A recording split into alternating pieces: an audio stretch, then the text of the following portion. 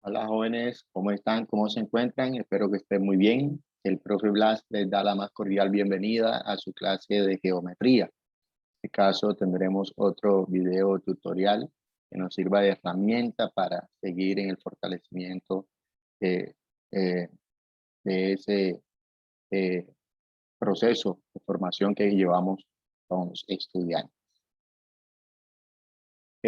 Nuestros contenidos para este capítulo son los cuadriláteros y sus propiedades de las diagonales, círculo y circunferencia. Ese es el tema de nuestro interés en este capítulo. Conceptos claves, algunos conceptos relevantes que debemos tener en cuenta para llevar a cabo las actividades que vamos a desarrollar. Cuadrilátero es un polígono que tiene 4 lados, 4 ángulos internos, 4 vértices. Diagonal es la línea recta que une dos vértices no consecutivos en un polígono, en este caso los cuadriláteros.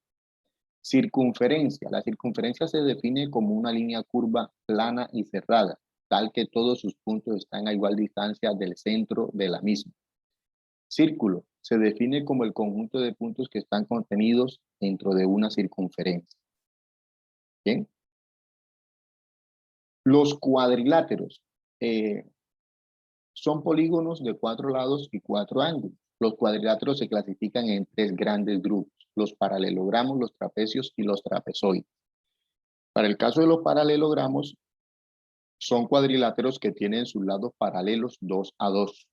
Los trapecios solo tienen 2 lados paralelos y los trapezoides se caracterizan porque ellos no tienen lados paralelos.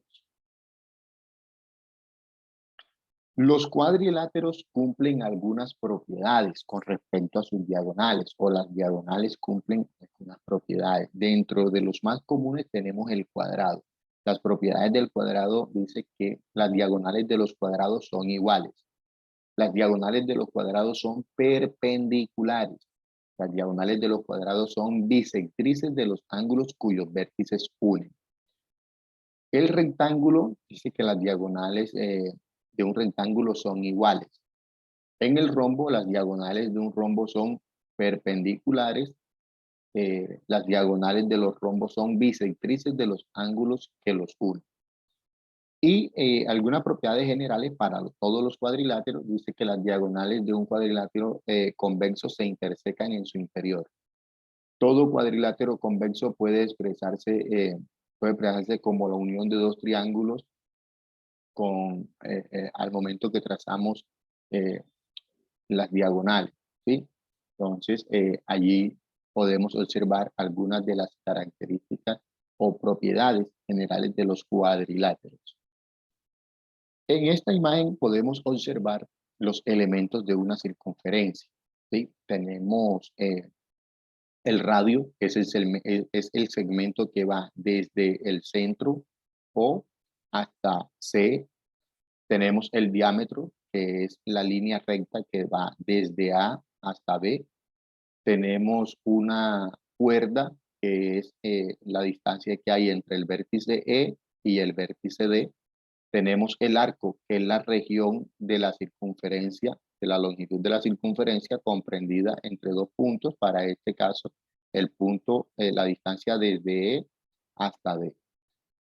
Tenemos la recta tangente, que es aquella que corta o toca, interseca a la circunferencia en un solo punto. ¿Sí? Y la recta secante es aquella que interseca o corta a la circunferencia en dos puntos. Para este caso, el punto F y el punto M. Entonces, allí tenemos algunos elementos relevantes dentro de lo que corresponde a la circunferencia. Hay una definición muy importante que dice que dos rectas tienen la misma distancia hablando de una circunferencia. Si trazamos dos cuerdas, decimos que estas tienen la misma distancia si ellas se encuentran a la misma distancia del centro. Es una propiedad que tienen las cuerdas, es importante también recordar. Tenemos un ejemplo número 1 que dice, la siguiente imagen muestra el cuadrado ABCD de lado 5 centímetros con una diagonal D. demostrar que los triángulos ABD y BCD son iguales, son congruentes. Dice, primero al trazar la diagonal del cuadrado se divide en dos triángulos. Aquí lo podemos observar claramente. Si nosotros trazamos la diagonal de esta diagonal, trazamos la diagonal de, podemos observar que los lados de los triángulos tienen la misma distancia. Entonces, observa que como es un cuadrado, este lado de aquí vendría siendo congruente con este de acá. Perfecto. Listo. Como segundo, tenemos que al trazar la diagonal, esta se convierte en un lado común para los dos triángulos. Entonces, observa que este lado aquí también son congruentes y además tienen este lado, que es la diagonal, es el lado común entre los dos triángulos. Siendo así, podemos afirmar que los tres lados de los triángulos tienen la misma medida, ¿sí? Y sencillamente, pues hablando también de los ángulos internos, podemos decir que tienen ángulos de 90 grados. Recuerda que los, los ángulos internos de un cuadrado son ángulos rectos de 90 grados. Entonces, al momento de trazar la diagonal, esta diagonal divide a los ángulos, en este caso vendría a ser bisectriz, divide a los dos ángulos exactamente en dos partes iguales. Quiere decir que este ángulo de aquí es de 45 y este de acá es de 45. Lo mismo sucede con este de aquí, 45 grados, y este de acá también 45 grados. Entonces, por los ángulos internos también podemos demostrar que los triángulos son semejantes. Ustedes tienen el lado común, que es el lado más largo. Esto afirma que los triángulos ABCD y BCD son congruentes. Por lo tanto, ABC y BCD son iguales. Entonces, allí, de esta forma, nosotros podemos demostrar que los triángulos son congruentes. Tenemos por acá otro ejemplo. Dice, la siguiente imagen muestra el cuadrado XYZW de lado 10 metros con una diagonal D. Demostrar que los triángulos CWX, CXY, CYZ y CZW son iguales, son congruentes.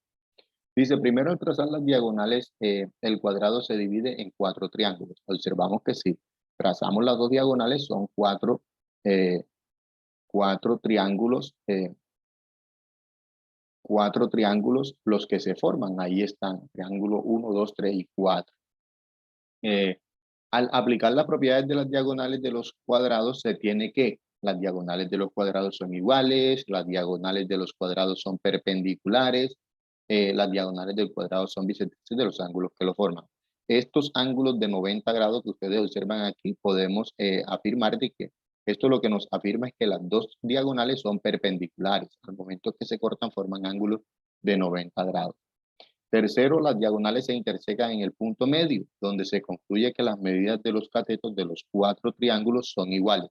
Por otra parte, como los lados del cuadrado tienen la misma medida, esta corresponde a la hipotenusa. ¿Cuál es la hipotenusa de los triángulos rectángulos? 10, que en este caso, como es un cuadrado, sería 10, 10 y 10. Sería la hipotenusa para cada uno.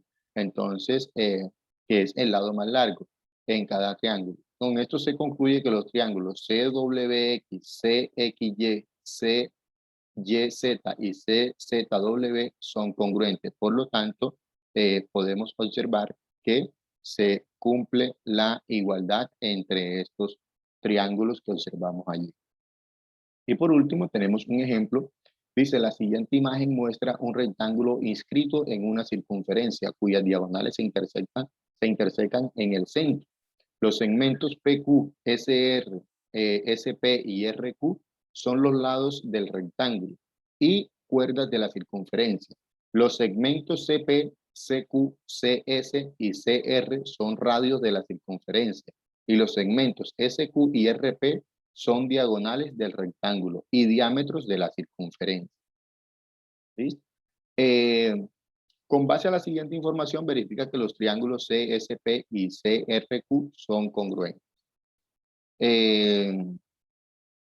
Dice por acá, B, describa el procedimiento correcto para calcular el área de la figura sombreada. Parte A, Dice, primero al trazar las diagonales del rectángulo este se divide en 4 triángulos. Aquí observamos que al trazar las diagonales podemos observar 4 triángulos.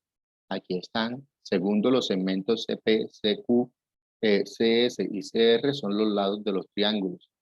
RCQ y SCP. Y dice aquí también en la circunferencia.